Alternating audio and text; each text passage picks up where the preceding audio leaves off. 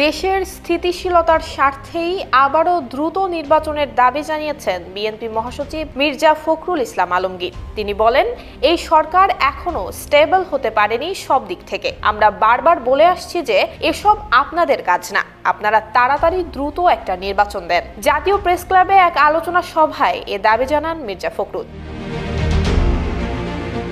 BNP মহাসচিব বলেন, আমরা তো সংস্কার প্রস্তাব দিয়েছি, সেখানে দেখেন কোনটা কোনটা আপনারা নেবেন আর কোনটা কোনটা নেবেন না। নির্বাচন কমিশনকে ঠিক করে একটা নির্বাচনের দ্রুত ব্যবস্থা নেন। আমি তো বলিনি যে এত তারিখের মধ্যে দেন, তবে কি করবেন আপনারা জানান। সেটা জানালে মানুষের মধ্যে আস্থা আসবে যে এত তারিখে নির্বাচন হবে, মানুষ তো নির্বাচন চায়।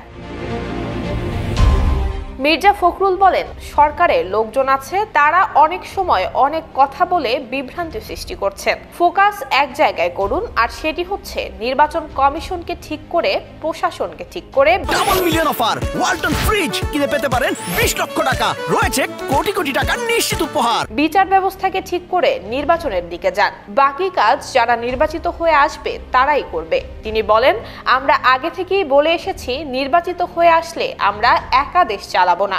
আমরা একটা জাতীয় সরকার গঠন করে যারা আমাদের সঙ্গে আন্দোলন করেছে তাদেরকে নিয়ে দেশ চালাবো। মির্জা ফখরুল বলেন, আমরা বলছি যারা আমরা একটু বয়স্ক প্রাজ্ঞ, বলছি নির্বাচন দ্রুত করুন। কেন বলছি? বিএনপি ক্ষমতায় যাওয়ার জন্য না, নির্বাচন দ্রুত না হলে সমস্যাগুলো বাড়বে, অন্যান্য সমস্যা বাড়বে।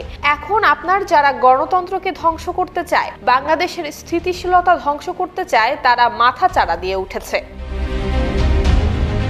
তিনি আরো বলেন, দেশে কত সমস্যা তৈরি হচ্ছে, সাম্প্রদায়িকতা তৈরি করার জন্য কাজ করা হচ্ছে, ফ্যাক্টরি জ্বালিয়ে দেওয়া হচ্ছে, যা আমাদের দেশের সবচেয়ে বড় সম্পদ, দিনের পর দিন জ্বালিয়ে দিচ্ছে।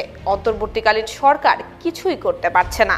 আজকে যদি একটা নির্বাচিত সরকার থাকতো, তাহলে তার পেছনে জনগণ থাকতো। নুসরাত জাহান মেহেক, জয় জয় দিন।